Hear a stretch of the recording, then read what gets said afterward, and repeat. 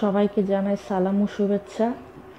নবম শ্রেণীর সকল শিক্ষার্থীকে আমন্ত্রণ জানাচ্ছি আমি ইসরাত জাহান, সহকারী শিক্ষক গণিত, আন্দিউর মেতুনিসা উচ্চ বিদ্যালয়। প্রিয় শিক্ষার্থীরা, তোমরা কেমন আছো? আশা করি ভালো আছো। আমিও ভালো আছি, সুস্থ আছি এবং আশা করি তোমরাও সুস্থ আছো। করোনা ভাইরাস থেকে বেঁচে থাকার জন্য স্বাস্থ্যবিধিগুলো মেনে চলছো আশা করি। তো শুরু করা যাক আজকের ক্লাসটি। আজকে আমি পড়াবো গণিত প্রথম অধ্যায় থেকে। প্রথম অধ্যায় হচ্ছে বাস্তব সংখ্যা নিয়ে। বাস্তব সংখ্যা শ্রেণী বিন্যাস নিয়ে আজকে আলোচনা হবে। তোমরা দেখো এখানে বোর্ডে কি আছে। বাস্তব সংখ্যার একটা শ্রেণী বিন্যাস দেওয়া আছে। প্রথমেই প্রশ্ন আসছে যে বাস্তব সংখ্যাটা আসলে কি। বাস্তব সংখ্যা হলো সকল মূলদ এবং অমূলদ সংখ্যা নিয়েই গঠিত হয় বাস্তব সংখ্যা। অর্থাৎ সকল মূলদ এবং অমূলদ সংখ্যাকেই কি বলা হয়? বাস্তব সংখ্যা। এর মানে হলো বাস্তব সংখ্যা প্রধানত দুই প্রকার, একটা হচ্ছে মূলদ সংখ্যা আর একটা অমূলদ সংখ্যা। এখন মূলদ সংখ্যা আবার দুই ধরনের, একটা হচ্ছে পূর্ণ সংখ্যা আর একটা হচ্ছে ভগ্নাংশ। এখন মূলদ সংখ্যা বোঝার আগে আমাদেরকে বুঝতে হবে পূর্ণ সংখ্যাটা কি। পূর্ণ সংখ্যা হলো সকল ধনাত্মক, ঋণাত্মক এবং শূন্য নিয়ে কি পূর্ণ সংখ্যা। অর্থাৎ পূর্ণ সংখ্যার মধ্যে কি আছে? শূন্য থাকতে পারে, ধনাত্মক সংখ্যা হতে পারে, আবার ঋণাত্মকও হতে পারে। যেমন কি কি? এবং এগুলো সবই হবে কি অখণ্ড সংখ্যা, অর্থাৎ এর মধ্যে কোনো ভগ্নাংশ বা দশমিক কোনো কিছু থাকতে পারবে না, একদম অখণ্ড সংখ্যা। যেমন 0, 1, আবার -1 হতে পারে, 2, -2 এরকম হতে পারে, 3, -3। তোমরা খেয়াল করো এখানে কি আছে? শূন্য আছে, আবার কি ধনাত্মক ঋণাত্মক দুই রকমই আছে। +1, -1, +2, -2 এগুলো হচ্ছে কি একটা ধনাত্মক এবং আরেকটা হচ্ছে ঋণাত্মক সংখ্যা। তাহলে পূর্ণ সংখ্যা কি আমরা বুঝলাম? পূর্ণ সংখ্যা হচ্ছে শূন্য সহ সকল ধনাত্মক এবং ঋণাত্মক অখণ্ড সংখ্যাকে বলা হয় পূর্ণ সংখ্যা। আশা করি বুঝতে পেরেছ।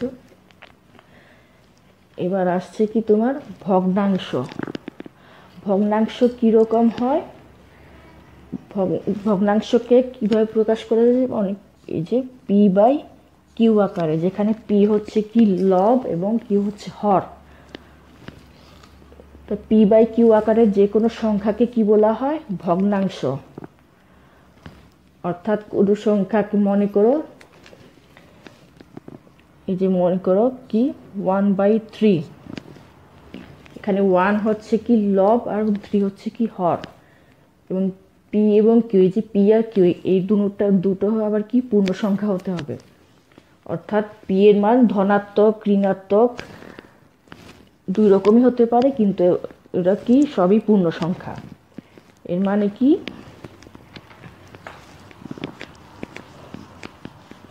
তোমরা দেখো যেখানে P এবং Q প্রত্যেকে কি হবে? পূর্ণ সংখ্যা। এবং পূর্ণ সংখ্যা কি একটু আগে আমি বলেছি শূন্য থাকতে পারে, ধনাত্মক ঋণাত্মক দুই রকম হতে পারে। আচ্ছা, তবে একটা শর্ত আছে কি এখানে, Q is not equal 0। Q এর মান শূন্য হতে পারবে না। Q হচ্ছে কোনটা? হর। কারণ হর যদি শূন্য হয় তাহলে সেটা কি হয়ে যাবে? সেটা আসলে অসীম একটা সংখ্যা হয়ে যাবে। আচ্ছা যাক, তাহলে আমরা ভগ্নাংশ সম্পর্কে একটা ধারণা পেলাম। এখন ভগ্নাংশ আবার কি হতে পারে? দুই রকম, সাধারণ ভগ্নাংশ, দশমিক ভগ্নাংশ। আমি একটু আগে দেখিয়েছিলাম কি P/Q আকারের একটা সংখ্যা বা ভগ্নাংশ। তো এগুলো সাধারণত কীরকম হয়? এগুলো হচ্ছে সাধারণ ভগ্নাংশ, যেখানে হর ও লব থাকবে। হর ও লব বিশিষ্ট ভগ্নাংশকে কি বলা হয়? সাধারণ ভগ্নাংশ। এবং দশমিক ভগ্নাংশ কি? কোনো ভগ্নাংশ যখন দশমিক দিয়ে প্রকাশ করা হয়, যেমন এই যে একটু আগে আমি বলেছিলাম 1/3। তো এটাকে যদি আমি দশমিকে প্রকাশ করি 1.33, এরকম করে একটা সংখ্যা আসবে যেখানে কি আছে? দশমিক আছে। তাহলে এটাও যেমন ভগ্নাংশ, এটাও ভগ্নাংশ, এটা হলো সাধারণ ভগ্নাংশ এবং এটা হচ্ছে কি দশমিক ভগ্নাংশ। আচ্ছা, এবার দেখো সাধারণ ভগ্নাংশ আবার দুই প্রকার, একটা হচ্ছে প্রকৃত এবং অপ্রকৃত। প্রকৃত ভগ্নাংশ কখন হয়? যখন পি লেস দেন কিউ হয়, অর্থাৎ পি এর মান কিউ এর চেয়ে ছোট হবে, অর্থাৎ লব ছোট হবে, হর বড় হবে। যেমন এখানে আমি দেখিয়েছি একটা 1/3, এখানে পি হচ্ছে 1 এবং কিউ হচ্ছে 3, এখানে পি এর মান ছোট, কিউ এর মান বড়, এই কারণে এটা হচ্ছে কি প্রকৃত ভগ্নাংশ। এবং অপ্রকৃত ভগ্নাংশ কখন হবে? যখন পি গ্রেটার দেন কিউ হবে, অর্থাৎ লব বড় হবে, হর ছোট। যেমন মনে করো 3/2, এখানে লব বড়, হর ছোট, অর্থাৎ পি গ্রেটার দেন কিউ, এবং এটাকে বলা হয় অপ্রকৃত ভগ্নাংশ।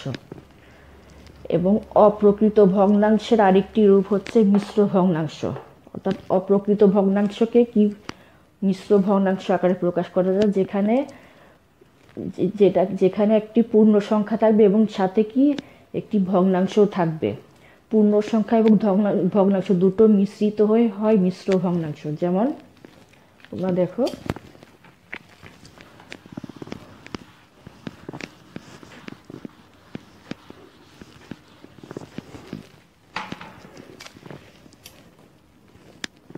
যেমন 3/2, এটাকে আমরা যদি প্রকাশ করি কি হয়? 2 একে 2,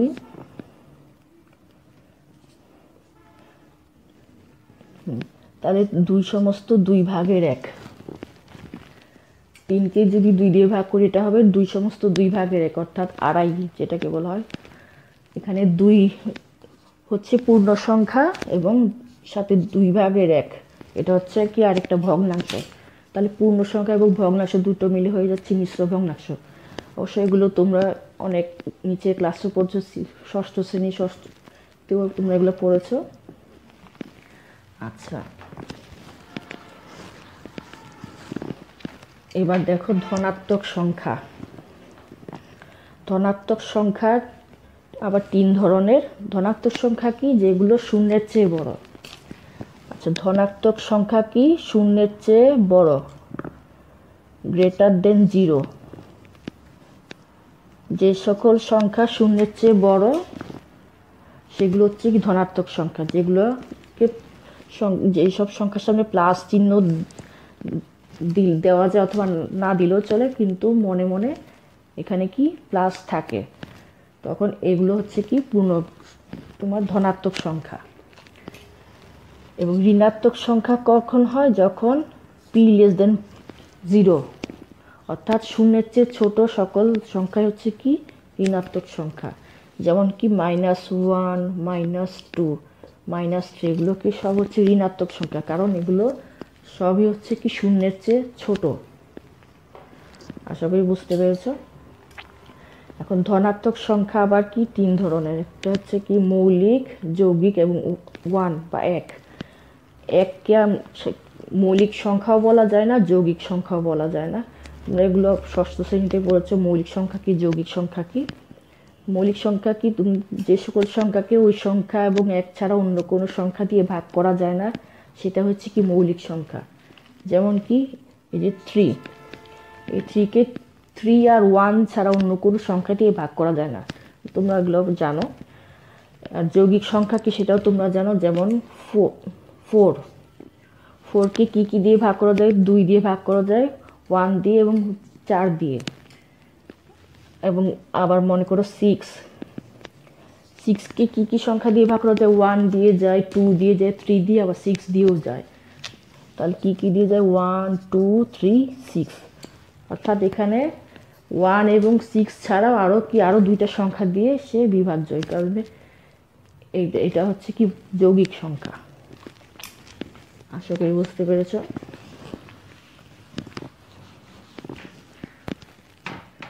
আচ্ছা, এরপরে সাধারণ ভগ্নাংশ প্রকার বলেছিলাম, প্রকৃত এবং অপ্রকৃত।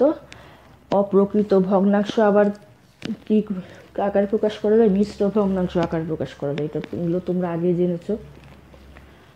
এখন ভগ্নাংশ একটা ছিল সাধারণ ভগ্নাংশ আর একটা ছিল দশমিক ভগ্নাংশ। দশমিক ভগ্নাংশ আবার কয় প্রকার দেখো, দুই প্রকার, সসীম এবং অসীম। সসীম ভগ্নাংশ, অসীম আবৃত্ত ভগ্নাংশ। এখন সসীম ভগ্নাংশটাকে যে আমি একটু আগে দেখিয়েছি 3/2, এটাকে ভাঙলে কি আসে, দুই সমস্ত দুই ভাগের এক বা 2.5 আসবে যদি দশমিক আকারে প্রকাশ করি। তাহলে এটা হচ্ছে কি সসীম, অর্থাৎ দশমিকের পরে কয়টা অঙ্ক আছে সেটা গোনা যায়, সীমিত সংখ্যক অঙ্ক থাকবে।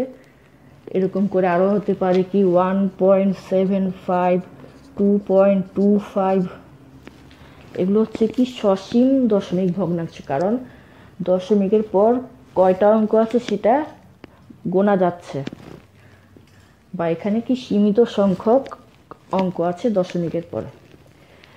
এরপরে দেখো অসীম আবৃত্ত। অসীম আবৃত্ত কখন হয় তোমরা দেখো, যখন কোনো দশমিকের পরে অনেক অসীম সংখ্যক অসীম অঙ্ক আসবে। যেমন মনে করো 1কে 3 দিয়ে ভাগ করলে তোমরা ক্যালকুলেটরে চাপলে দেখতে পাবে কি আছে 0.3333, এরকম করে যেতেই থাকে অসীম পর্যন্ত, মানে দশমিকের পর কয়টা এরকম 3 আছে কোনো জানা কোনো সংখ্যা নেই। তাহলে এটা হচ্ছে কি আবৃত্ত। আবৃত্ত কেন? কারণ একই সংখ্যা বারবার আসতেছে, অর্থাৎ পুনরাবৃত্তি হচ্ছে, এখানে রিপিটেশন হচ্ছে, সে পুনরাবৃত্ত থেকে কোন শব্দটা আসছে, আবৃত্ত। তাহলে এখানে দশমিকের পর কোনো সংখ্যা যদি বারবার এভাবে আসে, পুনরাবৃত্ত হয়, তখন সেই ধরনের দশমিক সংখ্যা হচ্ছে কি অসীম আবৃত্ত। তাহলে আশা করি বুঝতে পেরেছো। এখন আবৃত্ত সংখ্যাকে আবার প্রকাশ করার একটা পদ্ধতি আছে, যেমন এখানে কি 3 এই 3 পুরা এতবার না লিখে আমরা সংক্ষেপে এইভাবে লিখতে পারি, দুটো 3 নিয়ে তারপর দুটো ফুটা দিয়ে দিলাম। তাহলে কি এর মানে বোঝাচ্ছে যে এখানে দুইটা 3 কয়েকটা বারবার আসতে পারে, বা একটা 3ও আসতে পারে, যেমন এটা এভাবেও লেখা যায়। এর মানে কি 3 আসতেই বারবার আসতেই থাকবে, দুইটা 3 থাকলে মানে কি জোড়া জোড়া এরকম আসতেই থাকবে। আবার আরেকটা দেখো তোমরা,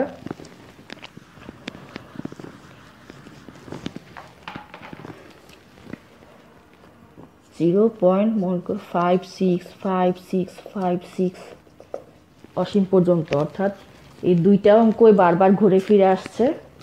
এটাকে কিভাবে লেখা যায়, 0.56, এর মানে হলো এই দুইটা অঙ্ক পুনরাবৃত্ত হবে, বারবার আসবে, বারবার না লিখে একবারেই এইভাবে ফুটা দিয়ে প্রকাশ করা যায়।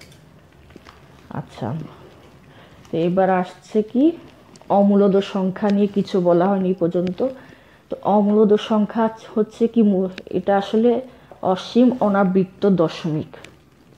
তাহলে অমূলদ সংখ্যা হচ্ছে আসলে দশমিক সংখ্যা এক ধরনের, এবং এটা কি অসীম পর্যন্ত হয়, এবং একই সাথে কি অনাবৃত্ত, মানে কি এখানে একই সংখ্যা বারবার আসবে না, অনিয়মিত আকারে কখন কোন সংখ্যা আসবে সেটা বলা যায় না। যেমন কি হতে পারে,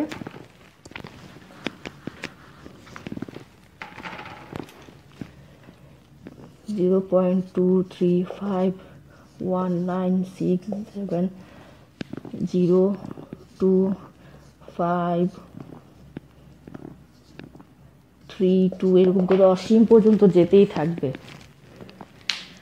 এখানে দেখো সংখ্যা দশমিকের পরে যে অঙ্কগুলো তোমরা দেখো, এগুলো সব অনিয়মিতভাবে আসছে, কোনটার পর কোনটা আসবে সেটার কোনো কি নাই, ঠিক ঠিকানা নেই। অর্থাৎ এখানে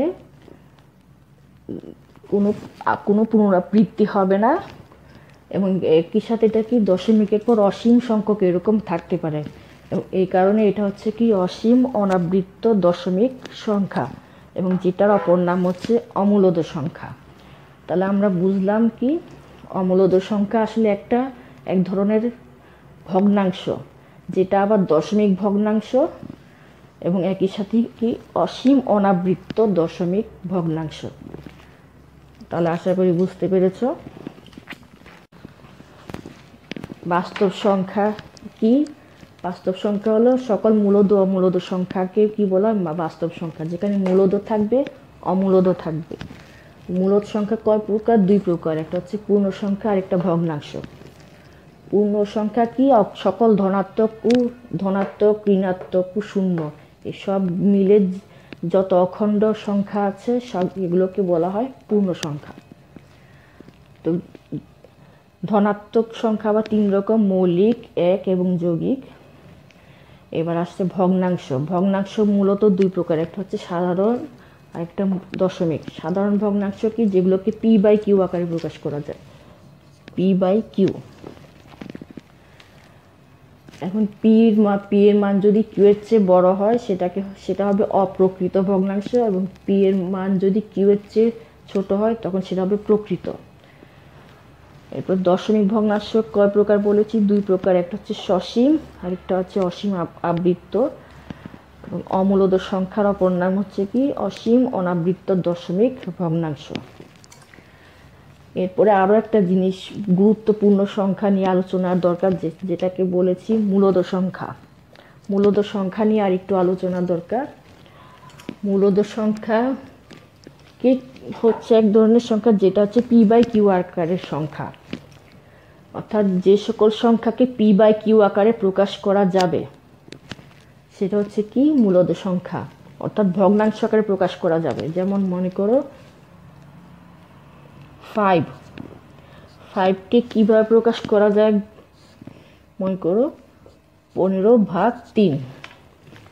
15কে যদি 3 দিয়ে ভাগ করি সেটা কি 5 আসে। এখানে এই 5টাই হচ্ছে কি? একটা মূলদ সংখ্যা যেটাকে p/q আকারে প্রকাশ করা যায়। এখানে p হচ্ছে কি? 15, q হচ্ছে 3। তাহলে দেখো, এবং p/q উভয়ে কি? পূর্ণ সংখ্যা। p/q প্রত্যেকে কি? পূর্ণ সংখ্যা হবে, অর্থাৎ ধনাত্মক হতে পারে ঋণাত্মকও হতে পারে। এবং q এর মান কি? q এর মান ইজ নট ইকুয়াল 0। তাহলে মূলদ সংখ্যার বৈশিষ্ট্যটা কি? p/q আকারে প্রকাশ করা যাবে, যেখানে p এবং q প্রত্যেকে কি? পূর্ণ সংখ্যা, কিন্তু q এর মানটা কি? শূন্য হতে পারবে না। অর্থাৎ এই যে শূন্য কিন্তু একটা পূর্ণ সংখ্যা, কিন্তু সেই শূন্যটা বাদ দিয়ে অন্য যে কোনো পূর্ণ সংখ্যা q হতে পারে। তাহলে আজকে এই পর্যন্তই থাক আলোচনা। আগামী ক্লাসে নতুন কিছু নিয়ে আলোচনা হবে। তোমরা ততদিন পর্যন্ত ভালো থাকবে আশা করি।